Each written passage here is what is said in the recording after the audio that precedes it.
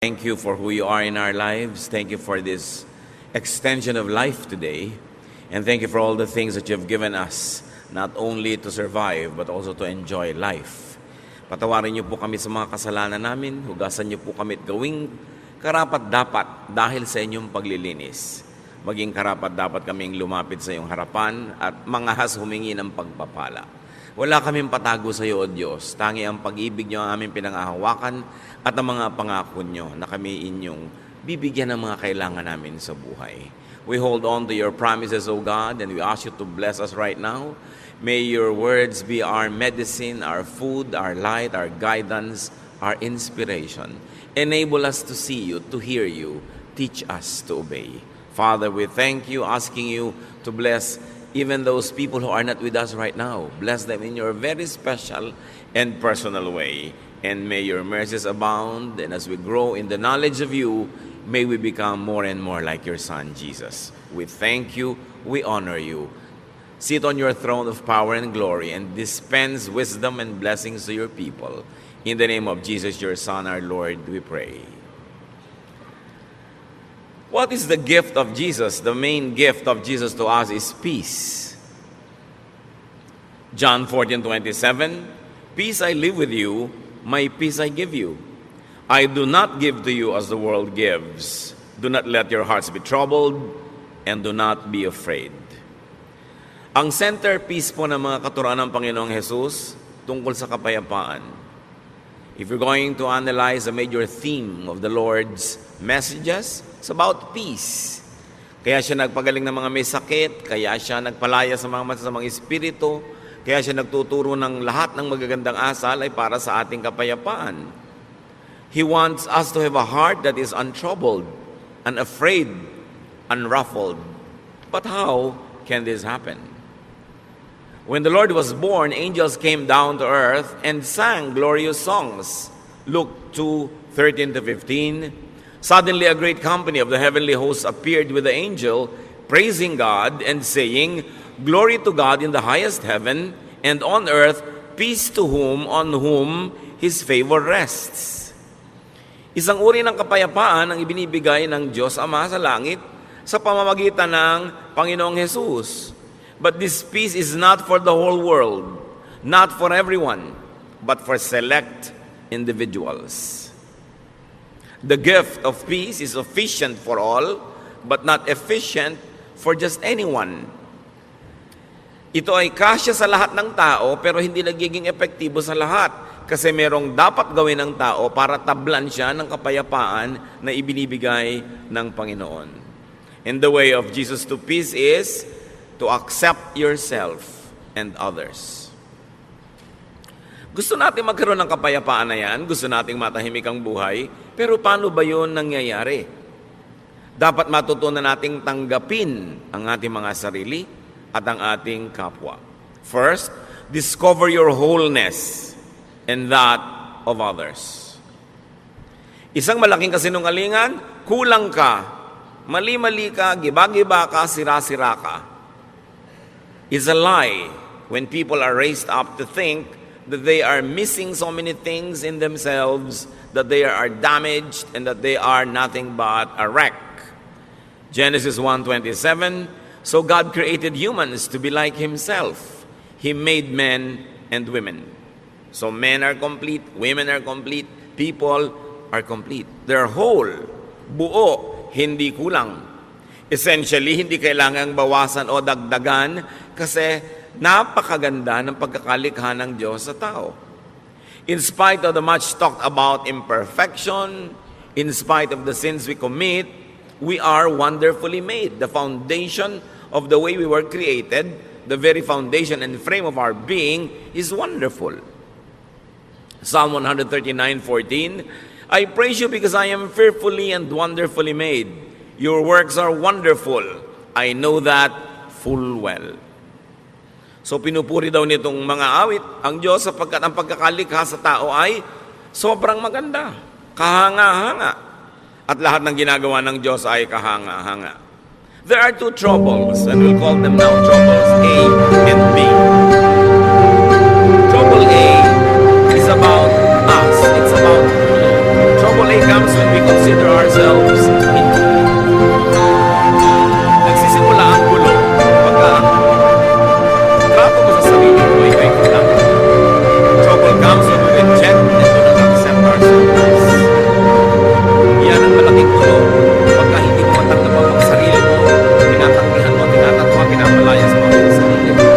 When you deny and reject your genes, your looks, your unique giftedness and talents and circumstance and reality, trouble begins. Pero laging ganyan ay tinuturo sa atin ng magiging religion. Kulang ka, mali ka, marumi ka, sira-sira ka, iba-iba ka. While up to a point that might be true because of sin, the very foundation and frame of human being as created by God is wonderful. Trouble comes when we forcefully change ourselves to suit misapplied standards and oppressive expectations. When you're always made to conform, tinigyan na ninyo sa kahit sa mga subject sa schools. May mga subject na scientific, may mga subject na creative, may mga subject na physical, tulad ng PE, may mga subject na naka-incline sa mga numbers, meron naman sa mga social skills. Iba-iba ang kakayahan ng tao. Kaya meron iba yung may favorite subject na hindi nila masyadong favorite. Merong mataas ang grade nila sa subject na yun, meron hindi dito. Bihira naman yung taas ang grade ko sa lahat. At yung mga tao matataas ang grade sa lahat, sa school, kadalasan sa practical life, hindi naman sila medyo deficient. Sa love life, minsan, saksakan ng talino sa school, pero malino sa talino. Parang wala lang. Kanya-kanya tayo ng specialties na ibinigay ng Diyos. At hindi mo dapat sinusukat ang sarili mo sa specialty ng iba. Hindi mo dapat kinukumpara ang sarili mo dahil lagi ka lang magiging unang. Trouble comes when you depend on other people and other things to fill us up. Pag laging kulang ka ang iyong pagtingin sa buhay, ang mangyayari na yun, sasandal ka at aasa ka lagi sa mga bagay at sa mga tao para ka lagi maging kulit. At pagka lagi na ikaw ay naniwala na kulang ka talaga, wala kang kwenta, hindi ka karapat-dapat. What will you do all your life? Strive to be liked, to be accepted, to be praised, to be admired, to find your value in how other people measure. Sisimula pa lang, it's headed for disaster. Kung nagsisimula ka pa lang sa buhay mo, nang iniisip mo na agad, kailangan mo ng ganito, kailangan mo ng ganun, kailangan mo umasa kay kuya, kay ganito, kay ate. Dahil kulang na kulang ka, ano mangyayari? Lagi ka naiingit, lagi ka maninipulo, lagi ka kulang. Sabi nga ni Shakespeare, desire in this man's heart or that man's soul, with what I most enjoy, content and least. Lagi mong hinahangad yung talento ng iba, galing ng iba, yaman ng iba, at hindi mo makita yung pagpubesto mo sa iyong sarili. So ang lagi mo na lamang hinihingi sa mga tao, come into my life, change me, complete me, fill me, make me whole. At yan ang fantasy ng romance. When a girl is made to feel that she is nothing but a missing link, that is found. When a man is always made to feel that he has a missing link, that he has to find to complete him. Because we've always emphasized union in marriage makes you one with somebody in a partnership. But even before that partnership, even you don't have a partnership, you are one, you are whole, you are not one half. Yan ang fantasy ng romance and sometimes yan ang fantasy ng religion. Nakalahati ka lang. Nung nilikha ng Diyos ang tao, kahit siya dati nilikha niyang buo, sabi lang ni Lord, it's so good at isa loob. Kami yan ang kasama para mag-enjoy. Pero isa siyang tao buo. Hindi niya kailangan umasa sa ibang tao para sa kanyang pagiging buo. Ano nagiging buo ka pagka tayo ay laging umasa sa ibang dependence? And dependence brings about addiction. Kaya yung mga tao emotionally weak, may in love sa isang tao, eh, masisimula maganda yung pag-ibig. Pero kahit yung binaya, naging monster na, naging halimaw, inaabuso na siya, kinakawawa, pinutugtog, hindi siya makalis. Kasi addict na siya. Kailangan ko ang tao mag-feel me, para niya ako masayahin. Kailangan ko siya lagi. At pag lagi mong kailangan ng tao,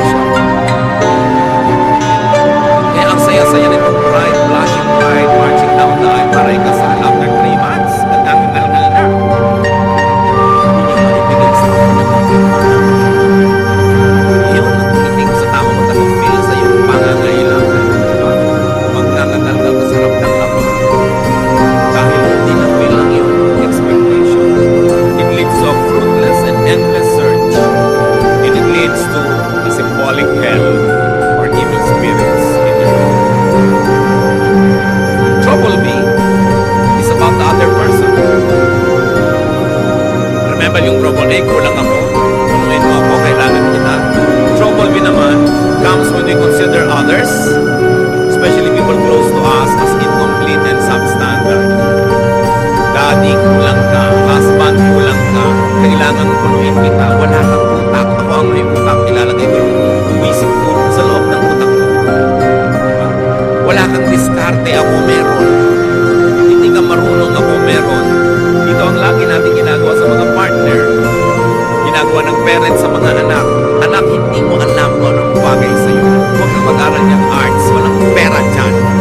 Ano ka, pity. Yung marunong ba yung magulang doon sa anak kung ano yung gusto ng anak. Lagi natin sabihin, akong nakakalam niyan, hindi ikaw. Ang mga sons and daughters, marunong pa rin sila sa magulang nila. Dapat ganitong palakad ng bahay natin, ganitong palakad ng ating mga pamumuhay. Mga kapatid na hindi magkasundo. Dahil dapat ganito ba? Mga magkakaibigan.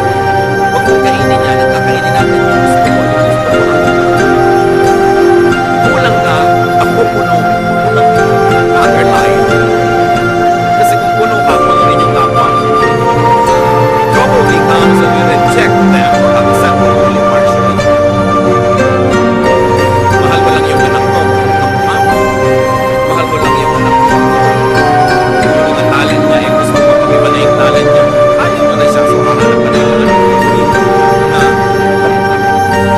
Trouble be when we comes when we fill other people with ourselves. Hindi dapat ganyan ang kulay na isinusuot mo. Dapat ganito. Hindi dapat ganito. Dapat yung standard ko. Now, when we are raising children, that's all right to set standards. Kasi blanco sila, walang kaalam-alam. Pero oras na yung tao na de-develop na yung personality, we allow them to be how God wanted them to be. Kung paano sila nilikha ng Diyos. Kung ano yung talentong ibinigay sa kanila, yun ang dapat natin silang bigyan ng laya na hanapin nila. Yung kanilang buhay doon sa talento, sa hilig, sa galing na ibinigay sa kanila ng Diyos. Trouble becomes when we force them to change to suit our taste. And all of this, major issues happen between husband and wife. Ang pag-aasawa ay isang walang patakarang pagtanggap. Hindi siya isang reformatory institution na iibahin kita. Babaguhin ka ng aking pag-ibig. Sa teleserye lang yon, walang nagbabago. So kung hindi mo gusto yung buong-buong tao, wag mong pakasalan, inaasahan mong mababago mo. Ngayon kung nagbago siya dahil siya ay naging sumusunod rin sa Diyos, nagkusa, bonus. Pero hindi mo kayang baguhin ang isang tao. Yung let me change you, let me fill you, let me refit you to fit my fantasy. You know what's wrong with that? There will be domination. Dodominahin mo ang iyong kapwa. Because for you naman there should be conquest. Therefore, there will be colonization. You colonize the other person's brain with your thoughts. Gusto mo mag-isip siya tulad mo. Gusto mo thoughtful siya sa ganitong bagay. Hindi niya kakalimutan ng ganitong bagay. Hindi siya maalalahanin. Although it's not an excuse, pero generally speaking, di ba, mas mahilig yung mga babaeng makaalala ng mga anniversary, mga birthday, pati sa iksi na mga relasyon ngayon, monthsary na lang eh. Kasi baka hindi na makaabot ng anniversary na isang taon. Weeksary, no? Baka mamaya may hoursary pa. So, mas particular talaga yung mga babaeng maalalahanin. Lagi na lang gusto maalala niya ni husband. Although, mag-effort naman yung mga husband maalala. Pero dapat mong tanggapin na iba ako, iba siya. Maalalahanin ako, siya hindi. Pero may iba siyang katangian. Pag gusto mong baguhin ang kapwa mo para maging kamukha mo, kamutin lahat ng kati mo sa buhay kung saan siya makati, di ba gagamitin mo lang siya, hindi mo siya tinatanggap bilang tao. And this is the problem in marriage. Because the moment you try to dominate another person, natural instincts will surface. There will be resistance, rejection. There will even be subversion. Laging gustong-gusto mo, ganito siyang oras umuwi. Laging ginagabihan, talaga lang to subvert you para hindi ka makapanaig. Idine-defend kasi nung tao yung kanyang sariling pagkatao. There will be defense. And sometimes there will even be offense. Therefore, warfare. Hell again. Evil spirits plaguing your life. What is the way of Jesus to peace? Accept yourself. Great peace follows when we accept ourselves. It does not mean that we will not improve ourselves. It does not mean that we will allow ourselves and tolerate ourselves to be sinful and to be wrong and to be substandard. But you begin everything by accepting yourself. We become more comfortable with ourselves in relation to others. Kasi buo ako, buo siya. Dapat ganun yung dynamics ng relasyon. Hindi yung kulang ako, punuin mo ko. Or kulang ka, pupunuin kita. No, pareho kayong puno. We become more comfortable with ourselves when we are alone. Isa yan talaga sa mga pinakamalulubhang sakit ng maraming Pilipino. Hindi kaya mag-isa. Hindi makakain mag-isa, hindi makalakad mag-isa, hindi maka-enjoy mag-isa. We dread aloneness. And we become like clinging vines. And when you become like a clinging vine, you will choke people around you. Yung lagi kailangan nandito ka, nandito ka, nandito ka. Paano ka mga tao active, may mga gagawin, may mga hinahabol na mga pangarap, kailangan lagi silang nakapaligid sa'yo para magkaroon ka ng kahulugan. Kailangan maging komportable ka sa sarili mo kahit ka mag-isa. There are times when may mga kasama ka, enjoy, but you must also enjoy aloneness. Kasi kung talagang gusto ng Lord na lagi kang may kasama, dapat nilikha kang may mga kakambal, yung kabit-kabit kayo. Yung hindi kayo nagkakahiwa-hiwalay. Di ba pag may pinapanganak pang ang kambal, ino-operahan pa natin para magkahiwalay? Dahil mahirap yung may kakambal. Ngayon, kung may kakambal ka emotionally, hindi ka na inom ng masarap na inumin kung hindi mo kasalo sa iisang straw ang kung sino man. Di ba? Miserable ka nun. At gagawin mo rin yung taong miserable dahil lagi mo siyang hahanapin, nandiyan ka, nandiyan ka, nandiyan ka, kasi iinom na ako. Kailangan matuto rin tayo ng healthful aloneness. But when you cannot accept your own self to be your own companion, how can you be a companion to others? Kailangan yun ang sanayin natin. Walang mga tao ngayon, I will enjoy this alone. Kasi yung paghahanap ng kasama ko minsan ng malaking kapahamakan, kahit sino na lang tuloy na pwedeng sumama, isasama, para huwag lang mag-isa. Self-acceptance is the foundation of self-love and self-appreciation. Hindi yan masama. Anong sabi ng Panginoong Hesus sa Mark 12:31? Love others as much as you love yourself. No other commandment is more important than this. So we are not being forbidden to love ourselves, but we are only being reminded, yes, love yourself, but in the same way, love others also. Huwag yung love yourself lang and forget others. At hindi naman love others only and forget yourself. Pareho yun na mali. Irespeto mo ang kapwa mo, irespeto mo rin ang sarili mo. Hindi naman yung binabastos ka na, ang respeto mo pa. Hindi ka na nire-respect. Mahal mo ang sarili mo tulad ng pagmamahal mo sa iba. Why? Because you cannot give what you do not have. How can you understand others when you don't understand yourself? How can you be kind to others when you're not kind to yourself? How can you love others when you don't love yourself? Self-acceptance is the foundation of self-tolerance. At mahirap to be intolerant to your own self. May mga tao, lactose intolerant. Hindi sila pwedeng uminom ng gatas. Kung intolerant ka sa sarili mo, yung sarili mo hindi mo matanggap, hindi ka pwedeng mapag-isa, ano mangyayari? And self-acceptance is the foundation of genuine self-forgiveness. Many people cannot forgive others because they also never forgive themselves.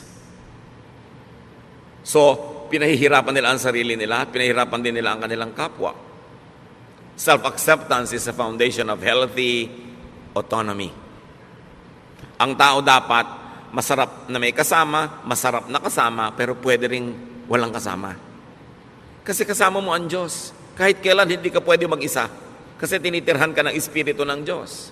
Kumisan nga, lagi ka may kasama, hindi ka na tuloy magkaroon ng oras sa makipagsarilinan sa iyo ang Diyos dahil laging may abala. Laging may iba. We should learn healthy autonomy. When we accept ourselves, when we realize our wholeness, we do not excessively depend on and attach to people and things.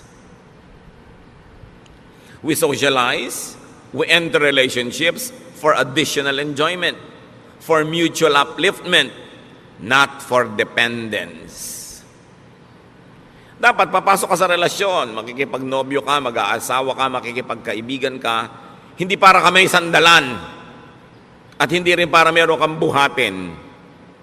Pareho kayong nakatayong mag-isa, nabubuhay, gumagawa ng paraan, naghahanap buhay, nag-aaliw sa sarili, nagpapasaya sa sarili, nagpo-produce sa mga bagay.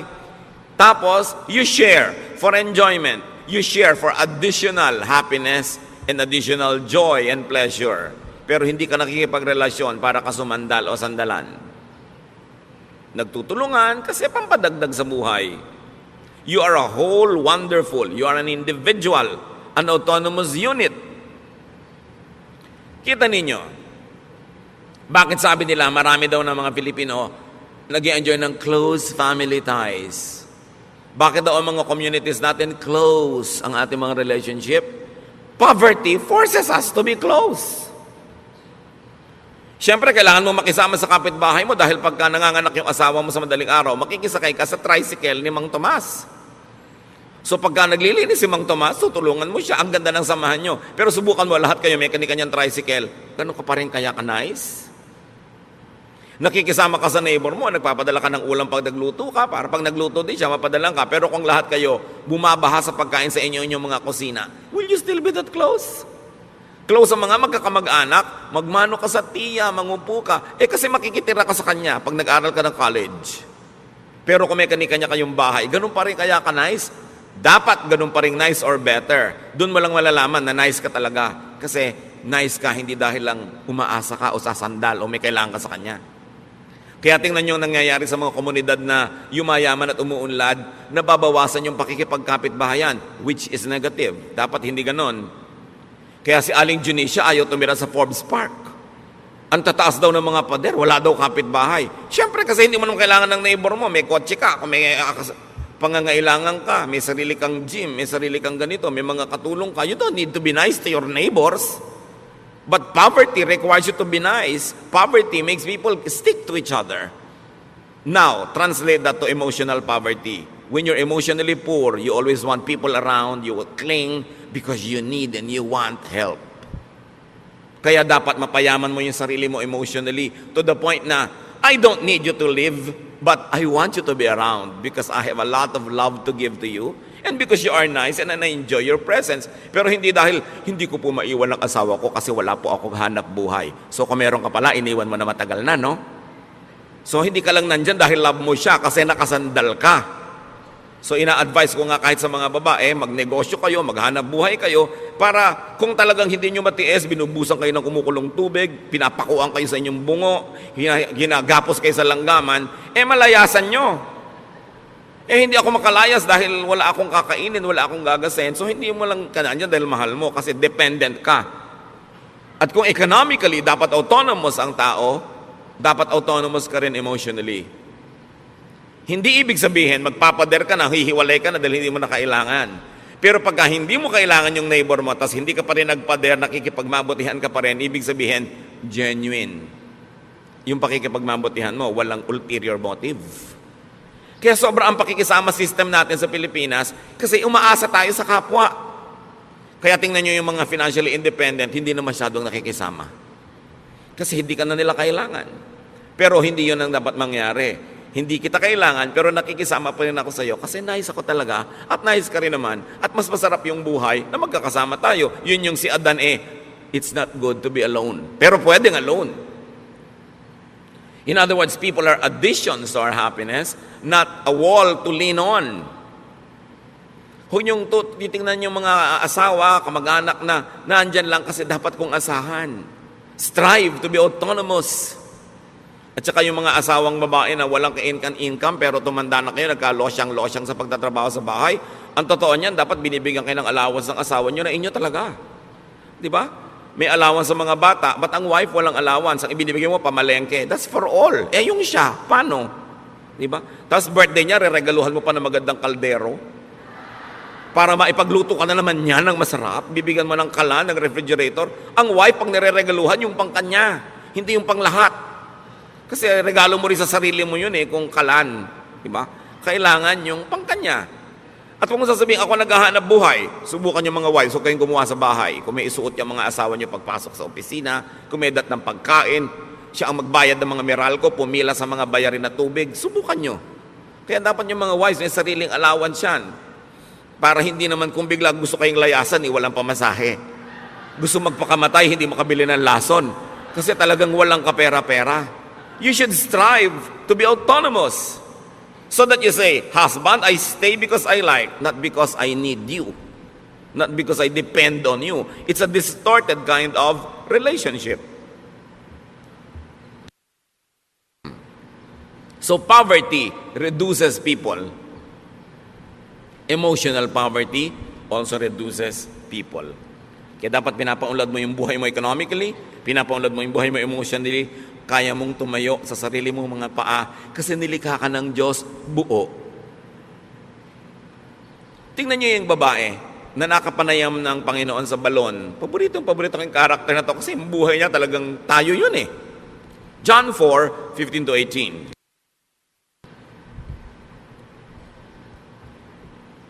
Matapos makausap ng Panginoon ng babaeng ito, sinabi ni Lord, alam mo, kung hihingi ka lang sa akin ng living water, bibigay ko sa iyo, hindi ka na mauuhaw pa.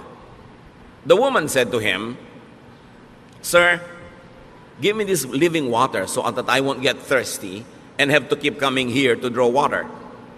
He told her, Go, call your husband and come back. I have no husband.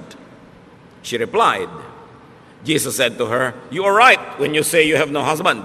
The fact is, you have had 5 husbands, and the man you now have is not your husband. What you have said is quite true. Bakit inungkat ng Panginoon yung tungkol dito sa mga lalaki sa buhay ng babaeng ito? Kasi sabi ng babae, bigyan niyo po ako ng living water, yung hindi na ako mauuhaw uli. I want this living water so I won't have to be thirsty again. So the Lord had to tell her what she did not need. The point Jesus was making, the woman had been deceived into believing that she was incomplete and that she needed men to complete her. Sabi niya, gusto mo maging complete? O, tanggalin muna natin yung mga abala sa utak mo. Tawagin mo yung asawa mo. Yung wala po ako asawa. Tama ka. Kasi yung 5 lalaki nagdaan sa buhay mo, hindi mo mga asawa. At yung lalaki ngayong nasa buhay mo, hindi mo rin asawa. Bakit ang dami mong lalaki sa buhay? Kasi akala mo, hindi ka mabubuhay nang walang lalaki. Kaya nakaka-anim ka na. 30 years from now, siguro magiging 4 na po na yan. Hanggang kaya siguro ng naturalesa mo, dadami pa yan ang dadami hanggang magkalasog-lasog ka na. Tapos mamamatay ka na lang, hindi mo pa nakita yung hinahanap mo. Kasi akala mo, makikita mo sa romance. Sabi niya, ang tunay na kailangan mo, nasa kalooban mo lang, kailangan mo ma-rediscover dahil yung tubig na yun nasa loob mo, bukal. Tanggalin mo yung bara para bumalong, lumabas yung tubig, at hindi ka na mauuhaw kahit kailan. Huwag kang umigib kung kani-kaninong balon, sumalok kung saan sa ang ilog, kasi lagi ka lang mauuhaw. Because you think that you need people to fill you, it leads to addiction, and it becomes hell. Iba-iba lang tayo ng mga addiction. Yung iba ang addiction nila, bag. Umaapaw na yung bahay nila, wala ka na matulugan sa dami ng bag ni Mrs. Huh? Hindi na sila makapamili ng masarap na pagkain dahil puro bag. Kung pwede lang sanang isigang, iihaw, ilagay ang mga bag na yan. Busog pati kapitbahay. Iba-iba lang. Si Mr. naman, kung minsan ng addiction, kung barel o belt o pomada, no? Kung ano man yun. Kanya-kanya tayo ng mga addiction. There's a sense of incompleteness. An addiction to things and to props and to money. Luke 12:15, then he said to them, Watch out, be on your guard against all kinds of greed. Life does not consist in an abundance of possessions. Then, alam niyo, ang buhay, hindi yan pinupuno ng mga ari-arian. At yung possessions na yan, bagay man o tao, tulad ng babae na to, nakaka-6 na ng asawa. Sabi, hindi yan ang buhay. People get deceived that they need many things to be whole. Kaya may mga kolekta ng kolekta. Pag tumanda naman, hindi malaman kung ano ipapamana. Kaya kailangan branded, signature accessories. Kailangan expensive bag and shoes. Estudyante, wala pang trabaho, ang gusto pa yung cellphone, yung ang mahal-mahal, yung may lumalabas na bread toaster. Anak, wala ka pang kita, ang yabang-yabang mo na. Tapos yung kayabangan mo, mga estudyante rin tulad mong wala rin kita, ba't mo kailangan yan? Para ka sikat? Marami mga tao, kailangan naman nila bahay, kailangan ganda-gandang bahay. Napunta na sa bahay lahat ang kinita. Wala nang pinuntahang iba, o kotse. O kuminsan naman, hindi ka masaya sa height mo, talaga naman kahit na madapa ka na, high heels. Kulang pa yung heels dun sa takong, kailangan lagi pa na mag-heels sa toes, kaya talaga nakatungtong ka na halos sa isang hollow blocks. Hindi ka na makalakad. Yung iba talaga hindi kontento sa ilong nila, kailangang taasan, kailangang kitiran, kailangang bawasan ng panga, kailangang bawasan ng baba, kailangang liitan ng mata, etc., etc. Laging kulang. Sign that you don't accept yourself. Ngayon, hindi naman masama yung up to a point, a little improvement here and there, pero nanganib na yung buhay mo at namatay ka na sa operating table dahil bina-vacuum ang mga body parts mo, parang dangerous na yun. Ano sabi niya sa 1 Peter 3:3-4? Don't depend on things like fancy hairdos or gold jewelry or expensive clothes to make you look beautiful. Kita niyo yung look.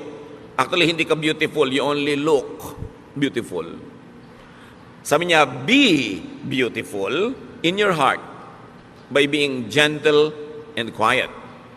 This kind of beauty will last, and God considers it very special. Huwag niyo namang lihim tanggalin yung mga baon-baon yung hikaw. Hindi naman masamang maglagay, pero sabi, huwag niyong iasa ang kagandahan niyo dyan sa mga yan. Kayo, maganda na yung karakter nyo, meron pa kayong konting pampa-enhance, nice. Pero kung nagiging mitya na ng inyong buhay, ang hirap-hirap magbayad at hulugan, titigilan nyo ang mga kahangalan na yan. Sabi ganon. Alam nyo ang tunay na magandang babae, sabi yung mabini, yung banayad at tahimik. So anong tawag sa mga madadaldal at maiingay na babae? Bahala kayo. Di ba? Sabi ang kagandahan niya nandyan, yung matining ang loob, matibay ang loob, maganda ang kalooban. Yan ang gandang pinapahalagahan ng Diyos at yan ang gandang hindi kumukupas, hindi na i-snatch, hindi na nanakaw at hindi huhulugan sa Bombay. Sabi, kailangan ganyan ang tinitingnan mong beauty. Timpladong katahimikan. 1 Timothy 6:8-10. So we should be satisfied just to have food and clothes. Ibig sabihin, we should be satisfied with basic things. People who want to be rich fall into all sorts of temptations and traps. Yung rich, pwede niyong palitan ng people who want to be beautiful or sexy or fairy white, o kaya people who want to be tan. Lahat ng gusto niyong palitan sa inyong sarili fall into all sorts of temptations and traps. They are caught by foolish and harmful desires that drag them down and destroy them. The love of money, or you might say the love of other props, the love of cosmetic surgery, causes all kinds of trouble. Some people want money so much that they have given up their faith and caused themselves a lot of pain. Kung kailangan, tanggapin mo yung sarili mo. Kung may konti ka lang may improve na hindi sobrang magastos, hindi dangerous to your health at easy to maintain, pwede. Pero kung magiging pasanin mo sa buhay, yung sa dami ng operasyon mo sa mukha, tawang-tawa ka na, sabi mo pa. Kasi hindi ka makatawa dahil mapipilas yung pisngi mo, parang kawawa ka naman. Di ba? Yung hindi ka na makahinga dahil sobrang diliitan na yung butas ng ilong mo. Dati isang hinga mo lang, kahit 1 week na oxygen, nasa lungs mo na. Ngayon, hirap na hirap kang suminghap. Para ka ng bisugo na tinanggal sa tubig. Ang hirap naman nun. Di ba? So dapat yung easy to maintain. Huwag yung kung ano pinaglalalagay mo sa loob ng katawan mo, tapos pagka lumilindo, lumilipat-lipat kung saan-saan, nakakaiba-iba korte ng katawan mo. Tapos, wala namang maawa sa'yo. Ang totoo, halos walang maawa, although kawawa. Kasi alam nyo yung iba kung dinaawa, inggit. Kasi naglagay ka, nadaig mo sila kahit sandali lang, kaya ikikriticize ka. Kung gumanda ka naman bigla na gano'n, pag-uusapan ka, hindi naman ganyan ang itsura niya. Tingnan mo yung litrato niya noong high school. Yung ilalagay pa sa Facebook, yung litrato mo talaga noong high school. Bistong-bisto ka na parang airport tarmac talaga yung ilong mo noon. So, maawa sa sarili. You know? Do not make and do not allow people to think that they are incomplete and that they need you to be whole. So una, huwag mong papaniwalain ang sarili mo na kulang ka at kailangan mong iba para to be whole. Yung iba sobrang pinapamiserable lang yung mga unmarried people, akala nila ang complete lang yung married. Paano yung unmarried? Kabiyak? Kaputol? Kaya yung kabiyak, dinedefine natin yung sa kasal, kabiyak ng partnership. Hindi siya isang kabiyak na tao. Buong tao siya, may asawa siya o wala. Pero sumasali siya sa isang partnership kung saan siya nagiging kabiyak ng partnership na yon, which is God glorifying and which to most people is suited and nice. But not for all.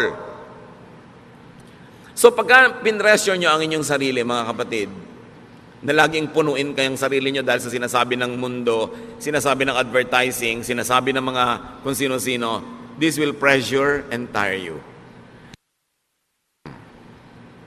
Pagka rin meron kayong laging pinasandal sa sarili nyo, hindi na kayo makakapahinga. This will disempower them also. Kaya yung mga hindi makakain habang wala yung husband, bakit dala ba niya ang lalamunan mo? Diba? Yung ano yan blackmail para umuwi ka sa oras, which is good, nag-asawa ka rin lang, uwiin mo na maaga para sabay kayo, pero hindi naman yung talagang nakaabang doon at may kandila pa to make you feel guilty dahil wala ka pa. Paano kung talagang wala ka pa, may kailangan kang gawin? Minsan yan mga blackmail na lang no? Minsan, ang sarap siyempre nung family, kumakain lagi sabay-sabay, very ideal, parang sine.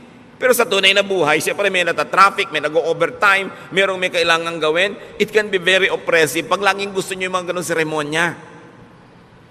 Masarap yun paminsan-minsan at pag natural at likas. Pero pag pilit na, it becomes oppressive. Pag laging ganun ang pamamalakad mo sa iyong pamilya, anong gusto ng mga anak mo lahat? Makawala, mag-asawa ng maaga, tumakas, para lumaya. Kasi maraming opresyon.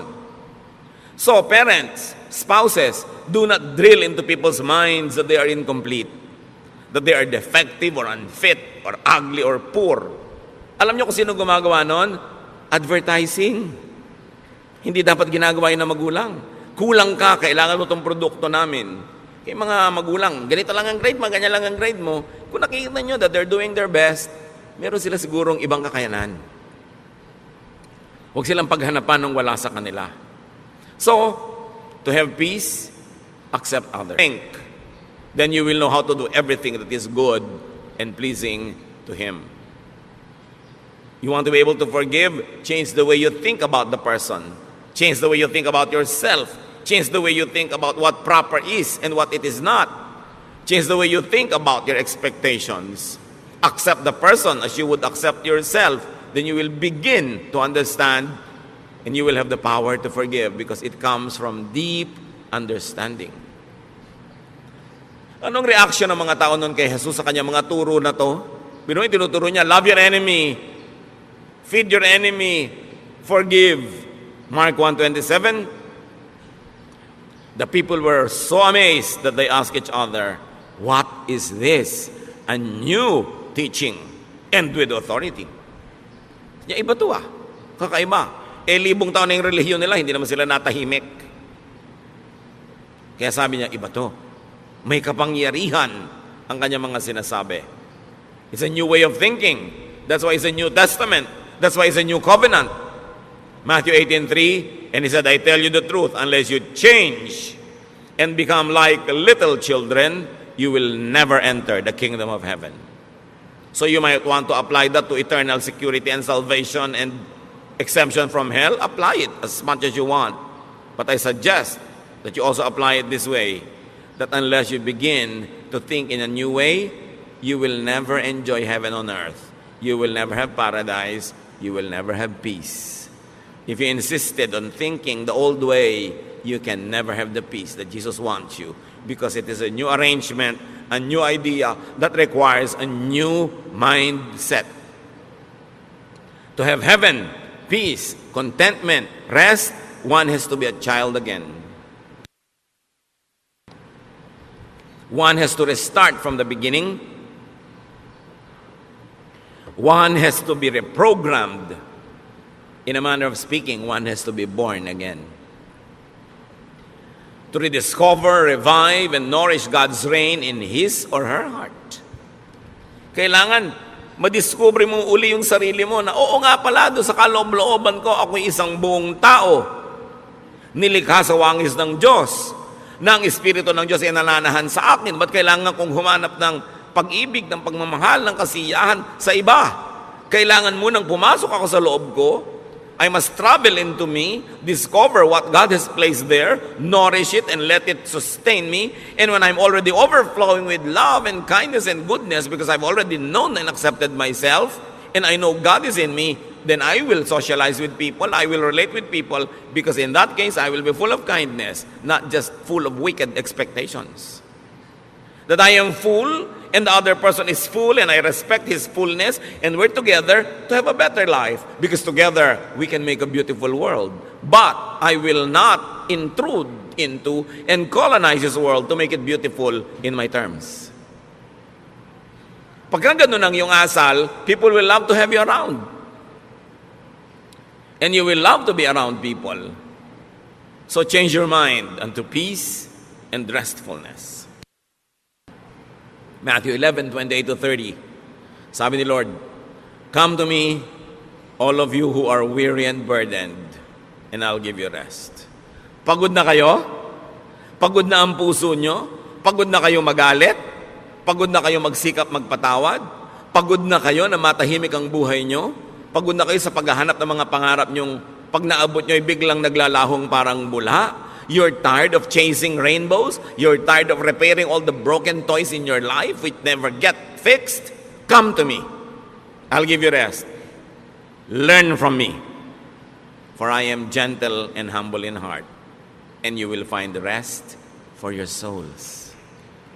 So you don't learn from others. Don't learn from other isms and ideas and philosophies. Learn from me, for my yoke is easy and my burden is light. So paano malalaman kung galing kay Jesus? Magaan. Hindi mahirap sa loob. Kahit hirap yung katawan mo sa pagsunod, hindi hirap ang loob mo. Magaan. The kingdom of God is restful, easy, and light. So peace, restfulness equals heaven on earth. And it is in accepting yourself and others. Habang hindi mo tinatanggap ang anak mo, asawa mo, magulang mo, kapatid mo, lagi kayo magtutunggali. Lagi kayo magko-contest. Mag-uunahan kayo kung sinong masusunod, kung sinong mananalo, kung sinong mananaig. Stressful yan. Hindi ganyan ang buhay. When you accept yourself, you relax. You become less demanding and suffocating. And you become nicer and more open, more accepting. And when you accept others, you also relax. You become less intrusive, less judgmental and demanding. You become more forgiving.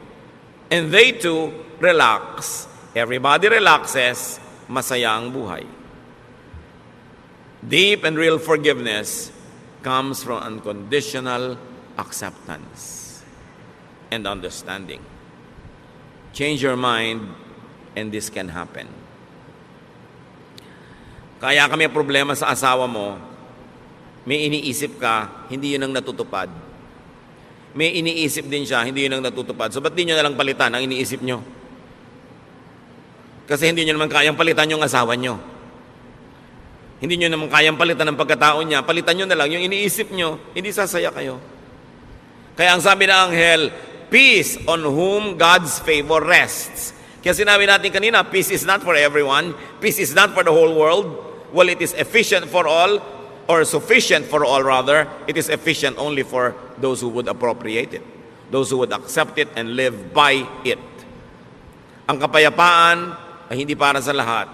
Ito'y para lang doon sa willing na baguhin ang kanilang pamamaraan ng pag-iisip, baguhin ang style nila sa buhay, tanggapin ang mga sarili nila and improve from there, tanggapin ang kapwa nila, hanapin kung ano yung totoo, maganda at kaibig-ibig sa kapwa, contribute goodness to others, but do not colonize their minds, then there will be peace on earth.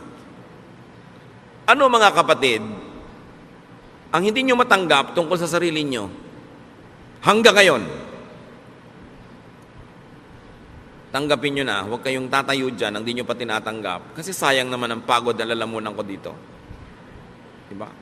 Kailangan tanggapin nyo yan, kasi sayang din na magiging pagod yun noong araw, at patuloy pa magiging pagod nyo habang buhay, itinatago nyo yung kung anong totoo sa buhay nyo, ba't di kayo magpakatotoo? Diba? Yung lalo kung may edad na, huwag na kayo masyadong magkapal ng foundation. Lagi nakahalata kasi pagtawa nyo, nagkakrak-krak dito. Para kayong moryones. Di ba? Yung manipis na lang. Ganun talaga, tumatanda ang tao. Di ba? Alangan namang tumanda ka, mukha ka manyika. Mapagkakamalang kang mangkukulam. Dahil ba't hindi tumatanda ang itsura mo, tanggapin nyo lahat yun. Accept the force of gravity. It rules us all. So, natural lang yun. Tanggapin nyo yan. Yung mga asawa nyo, tanggapin nyo talagang lumalaki na ang tiyan ni mister. Hindi ba? Pagka naman lumiliit yung tiyan niya, ninenervyos kayo, baka may nililigawang iba. Yung tanggapin nyo yung anak nyo. What about you? Can't you accept? Accept it. Kasi yan kayo eh. Para kayo matahimik. Now, if you want to improve, improve. Now, accept everyone else around you. Gusto nila mag-improve? Pwede siguro kayo mag-suggest, magbigay ng konting mga clues how you might want to contribute to that growth, but don't impose. Huwag niyong pilitin. Bigyan niyo siya ng space niya, ng time niya, para hindi kayo layasan at layuan. Kasi ang tendency ng tao, pag kinocolonize natin yung brain nila, gusto nila lumayo. Kaya maraming maaga nag-aasawa, walang kamalay-malay yung magulang, gusto lang pala talang takasan ng anak nila. Hindi lang maamin. Kasi nadudumi napipilipit sila, yung nawawalan sila ng pagkatao, ginagawa sila mga manyika, ginagawa sila mga puppet. Kailangan palayain mo ang kapwa mo, kahit mo siya pakain, kahit mo siya dependent, dahil lahat naman tayo, pakain lang ng Diyos. No? Talagang lahat naman ng mabubuting bagay sa Diyos din ang gagaling. So, dapat I volunteer to accept you. Hindi yung you must accept me. Baligtad yun, ha? Yung pagtanggap sa kapwa, bino-volunteer mo yon, but you don't demand to be accepted. Dahil pag i-demand mo, i-demand din niya, magkakagulo uli ang mundo. That has to be volunteered. And what is important, tanggapin natin ang mga katotohanan, baguhin yung mga pwedeng mabago, improve nyo, hindi yung pwedeng ma-improve, pero yung talagang nandyan na, live with it and learn to be happy with it. And also with your loved ones. Ama namin sa Diyos, sa langit, aming Diyos, salamat po dahil tinatanggap nyo kami. Salamat dahil nilikha nyo kami na wonderful. Not to our credit, but to yours. Salamat nyo likha nyo kami, Lord, na great. Because you're a great God and we are in your image. Therefore, there must be greatness in us. Turuan mo kaming mahanap yun, ma-celebrate yun, at tulungan mo rin kaming mahanap yun sa kapwa namin at ma-celebrate din namin yun. Magbulay-bulay tayo mga kapatid sa mga personal application ng ating mga pinag-aralan. At sa ilang sandali, take your time. Pag-isipan, ano nga bang mga dapat ko talagang tanggapin? At yung mga pwede kong baguhin para baguhin, di mabago. Don't demand others to change. Pray for them, inspire them, and they should change on their own as God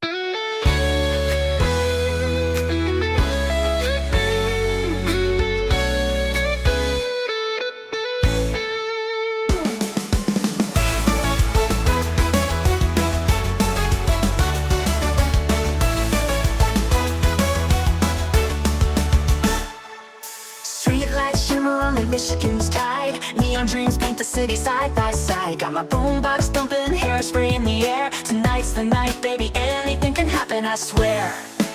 He's got eyes like fire, a smile like a summer day. And when he looks at me that way, my heart just starts to sway. He's across the room, but I know what he's thinking. Underneath this disco ball, our hearts are gonna be linking. When he's sitting nice, hearts beating like a drum. Got that magic feeling, something beautiful's begun. He's holding out his hand under the neon glow. Tonight we're gonna rewrite the stars, baby, don't you know? We're cruising down Lakeshore Drive, radio blasting our song. He's holding my hand tight, knows how to treat a girl right all night long. We're young, we're wild, got the whole world at our feet. This feeling's electric, baby, can't you feel the heat? He leans in close, whispers secrets in my ear.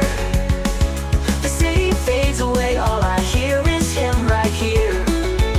Fireworks in my soul, this moment's meant to be. Underneath the Chicago moon, he's everything to me. He's got eyes like fire, a smile like a summer day. And when he looks at me that way, my heart just starts to sway. He's across the room, but I know what he's thinking. Underneath this disco ball, our hearts are gonna be linking. When he's sitting nice, hearts beating like a drum. Got that magic feeling, something beautiful's begun. He's holding out his hand under the neon glow. Tonight we're gonna rewrite the stars, baby, don't you know?